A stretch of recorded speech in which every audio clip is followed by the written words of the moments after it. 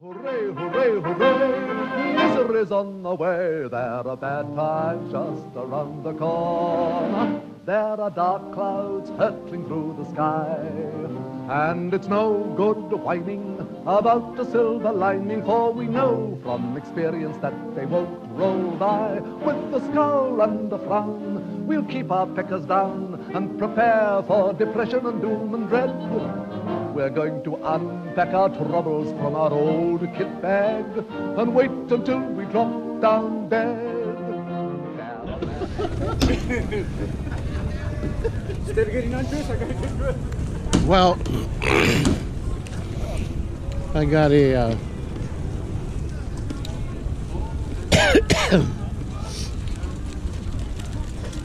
pair of binoculars and clock.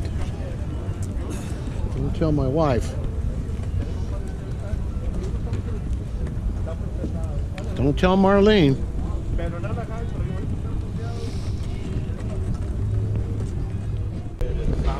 When we get back to the truck, I'll do a roundup.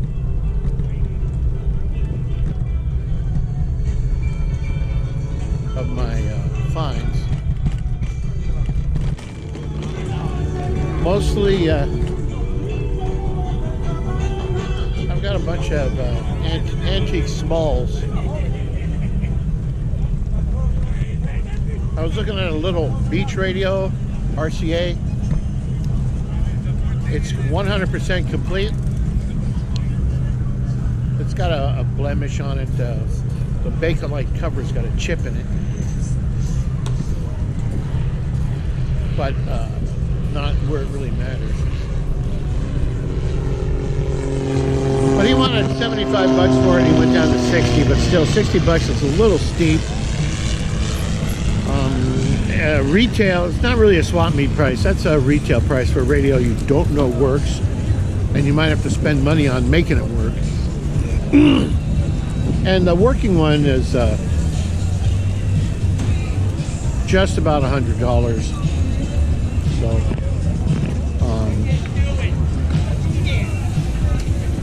yeah, you would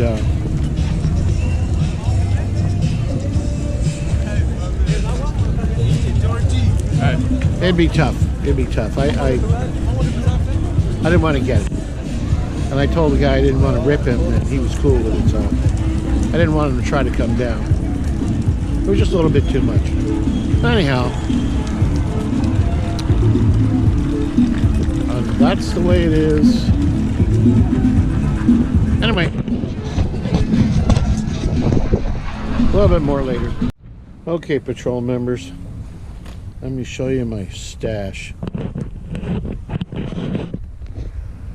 I got 100 shop claws for 10 bucks. I got these swabs, which are going to come. They're going to be indispensable for working on the Packard and my Jeep and other various collectible things. I got this trippy German clock that someone had painted in the way back when, I'm pretty sure. And you can see, if you look at the second hand down there, it is running. Made in Germany. Name patches. Got a pair of binoculars. Well, this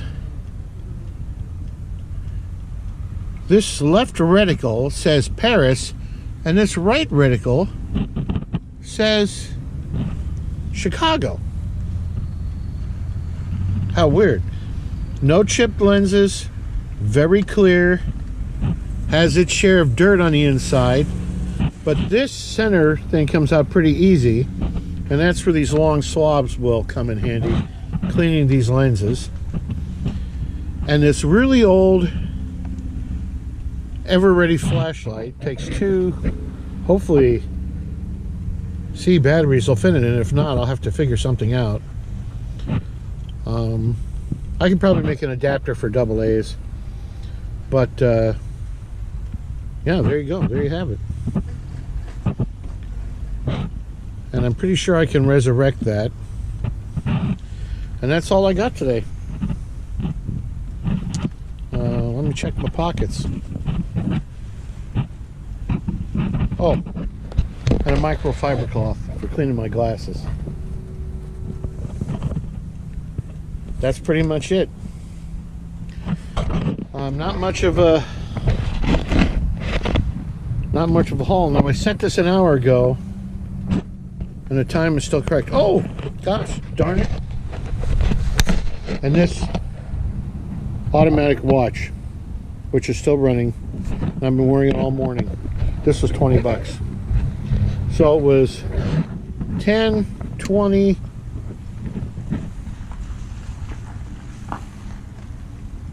30, 40, 50, 51, $54.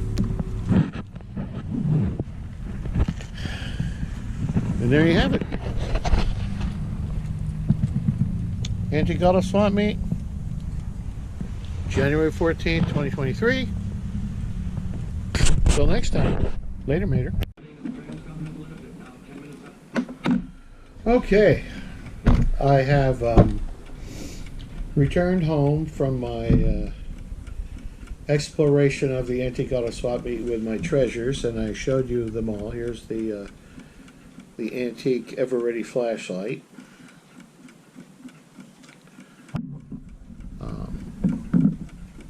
Here are the binoculars, which I have yet to research. It says on it there are 12 lenses inside, which pretty frightening if you ask me. Can you see me through there? They're pretty dusty. So I'm going to attempt to do a cleanup on them.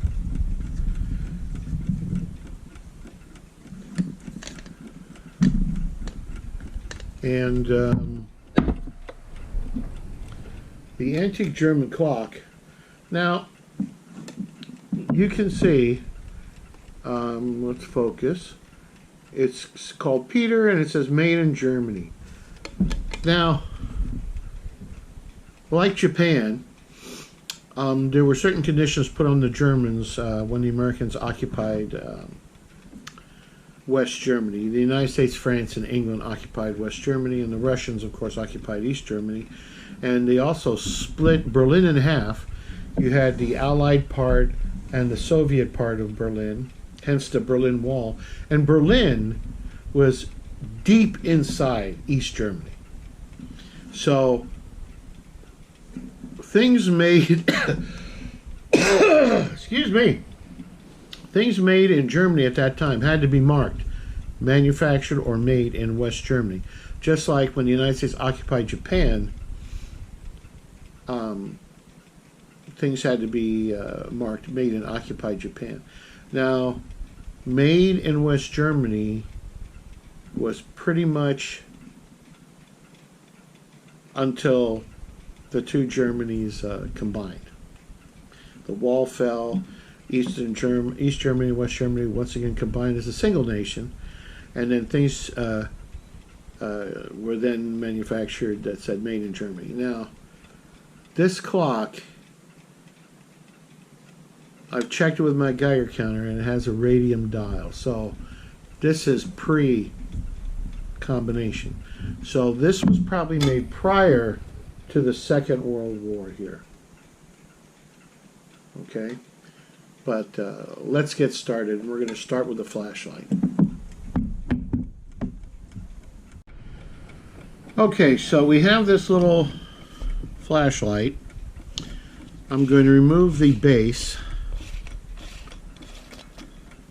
and you can see there's some corrosion on this spring, and just to be safe,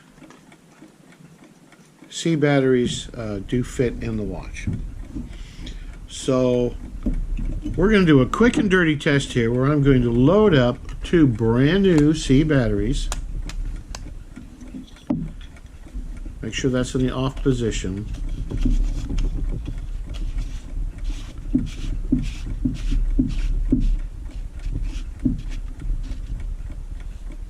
Okay. And we're going to turn it on. And it doesn't work. Non-functional. At least for now. It could be the switch. It could be corrosion inside the lamp. Or the bulb could be no good. So I'm going to remove the bezel. It's got this really nice, I don't know if you can see it, cut glass bezel on it. I really like that type of thing. And you'll notice that the all these edges here, that's to prevent it from rolling easily. We're going to take out, ooh, that is very, very dirty. And we're going to replace the lamp. Now I have the lamp broken down into its component parts, the flashlight. The barrel's in pretty good condition, but we're going to have to clean this. We're going to have to clean the contact right here. We're going to have to clean the inside of the end cap, and we're going to have to clean the spring. Now I'm taking a small amount of steel wool,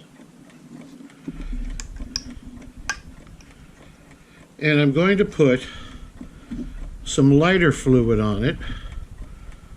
I know people are going to go, Bill, why aren't you wearing rubber gloves? Well, I've been doing this for years without rubber gloves, so. But we're going to clean this contact here.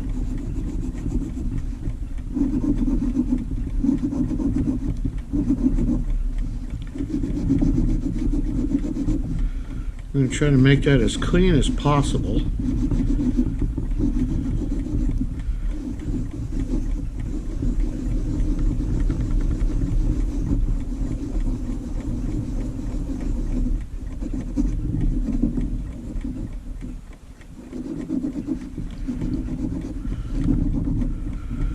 Because this is probably copper. Now this video might run a little long and I apologize. Somebody's tried to clean it with a knife or a screwdriver or 80 grit. Don't do that. Use steel wool. Probably triple or 4 grit, 4/0. Oh, that's much better. Much better. One of the problems you run into is between this copper ring and this copper pickup, corrosion can form inside there. And I am not about to get in there and disassemble it.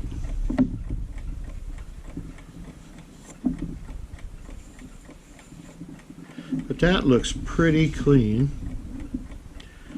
And I'm going to run it on the inside here a little bit with the bulb screws in, make sure that's making good contact in there.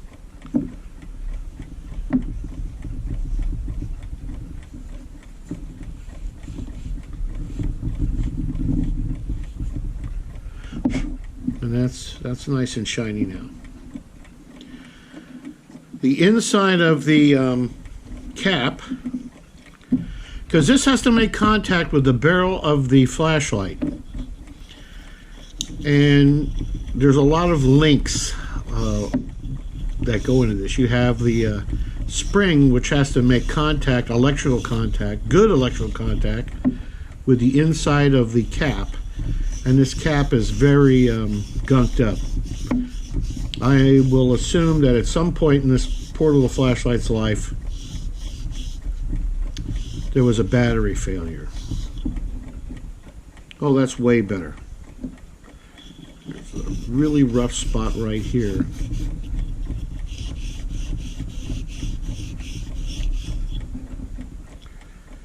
There we go.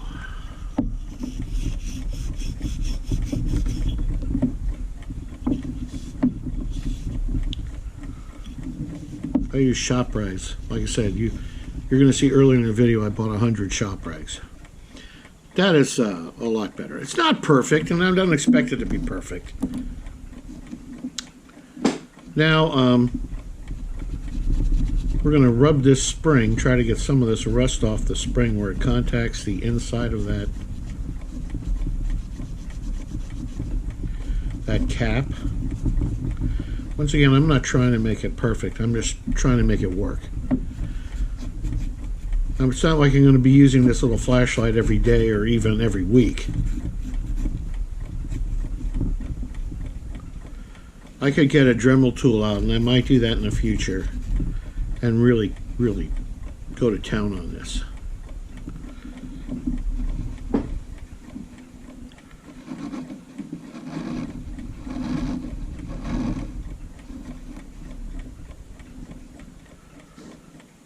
That's a lot better than it was. And now this upper contact,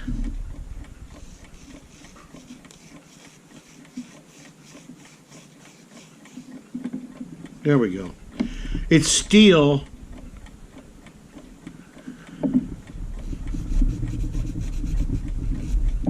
It is steel.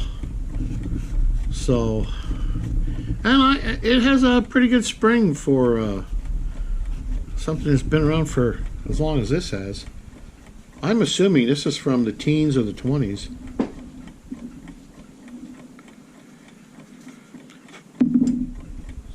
And then after you get that cleaned up,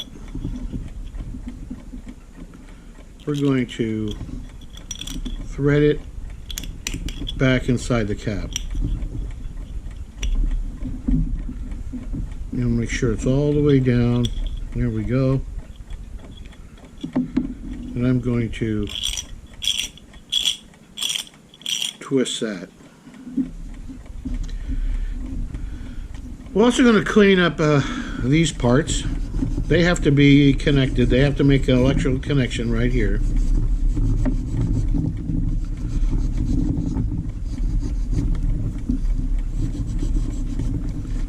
Once again, I'm not trying to make them perfect.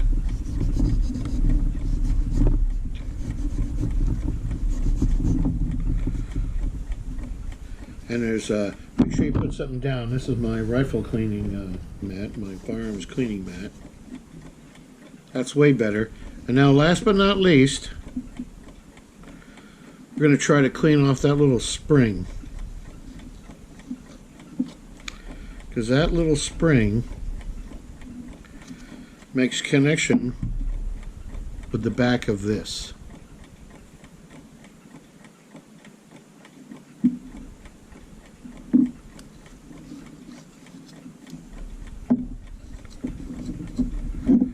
And I don't want to manipulate it very much, because if it's damaged, it's not going to work. And last but not least, we're going to polish this up.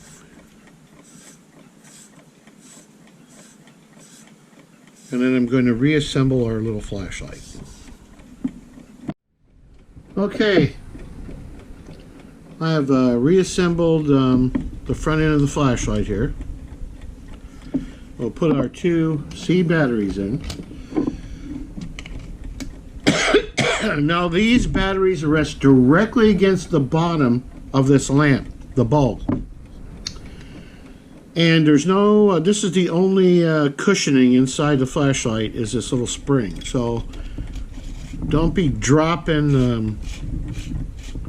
the batteries in. You don't want to bust the porcelain at the base of the flashlight. Hang on. There we go, there we go. There.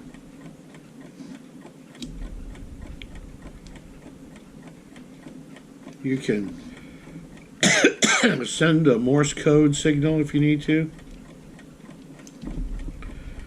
And the little flashlight is working again.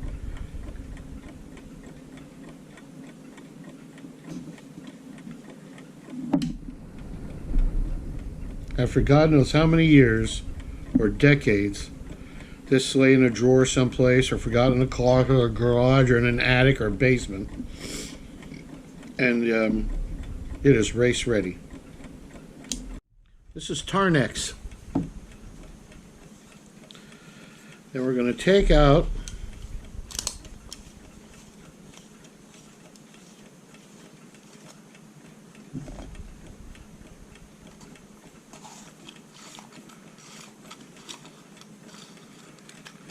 We're going to take out the lens.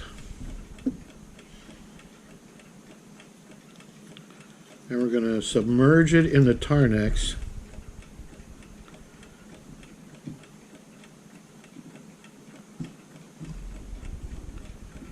And see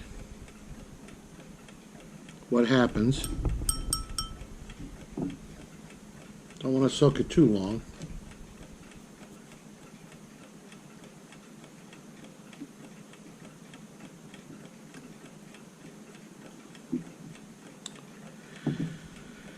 And I'll be back. Okay, I soaked the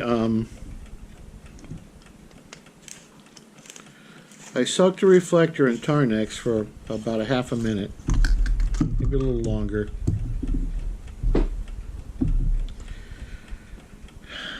And we're going to be ready for, why is this crooked? Behave. The big reveal. So, you'll notice that the little copper contact is quite bright, but let's look at the reflector.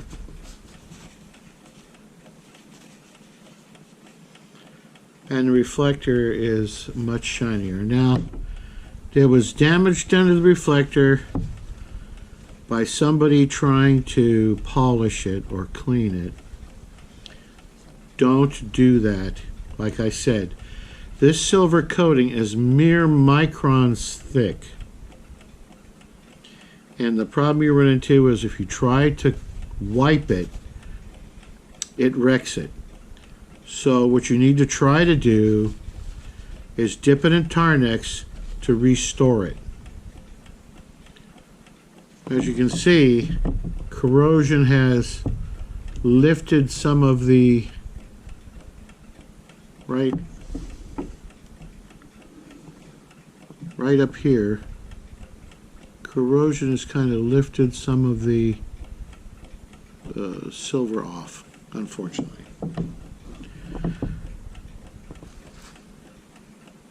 You know, I don't have the capability of re-nickeling or re-silvering it. There's places that do, but it's expensive. They're using real silver. You can save some money by providing your own silver. So, but I think I have one more hack. Hang on. I'm back. So what I have is this little no-name flashlight, probably pre-World War I, made in Japan. Says so right there, made in Japan. But, and this flashlight is incredibly simple. It has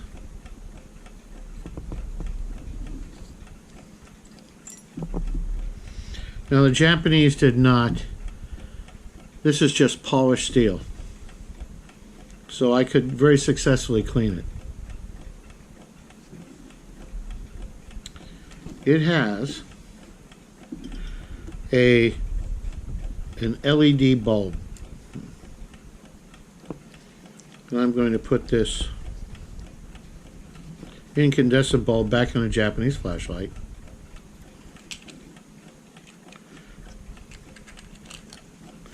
And this flashlight is very simple. It's got this what they call German silver ins, which in reality is nickel.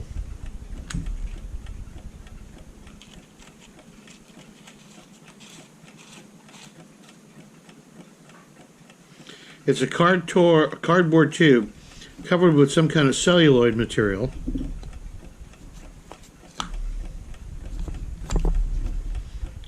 And it is in really excellent shape for somebody who's over 100 years old. And there we go. Pre-World War I Japanese flashlight.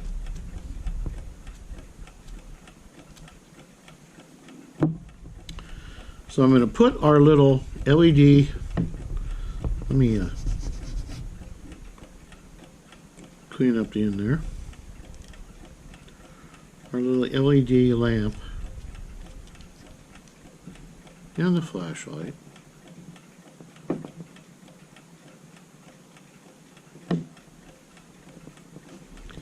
What I'm going to do is run some candle wax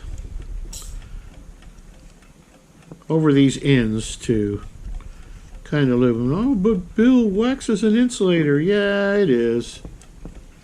It's an insulator.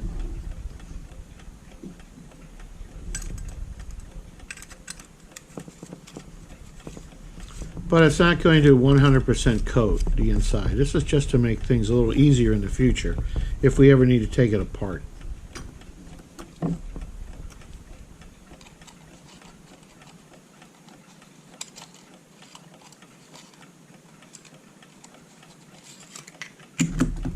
Let me put some wax on this piece too.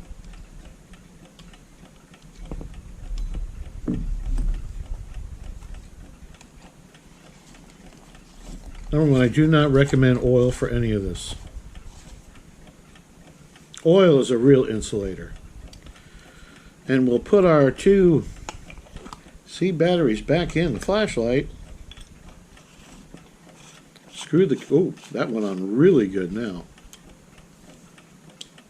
And now we have a very bright antique flashlight that you could keep like by the side of your bed at night, and it would be perfectly, it would light perfectly satisfactory. You can see the difference between the two. So I have to get another LED bulb and put it back in the Japanese light. But I'm going to keep this one in here. We have a great little flashlight. Now, these flashlights are never meant to be a spotlight. They're just floodlight. They're for, like, if you're looking in a drawer or you're walking along and you need to not stumble in the dark. And the reason they're called flashlights was because in the old days, early batteries were so poor. That you couldn't leave them on very long. The batteries would go dead. But, you know, modern light bulb technology with LED lights and batteries, you can probably leave this on for 10 hours. But there you have it.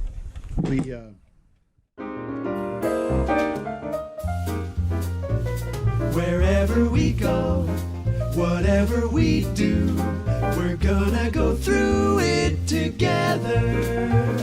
We may not go far, but sure as a star.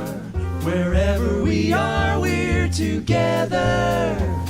Wherever I go, I know he goes. Wherever I go, I know she goes. No fits, no fights, no feuds, and he goes. Amigos together. Through thick and through thin, all out or all in.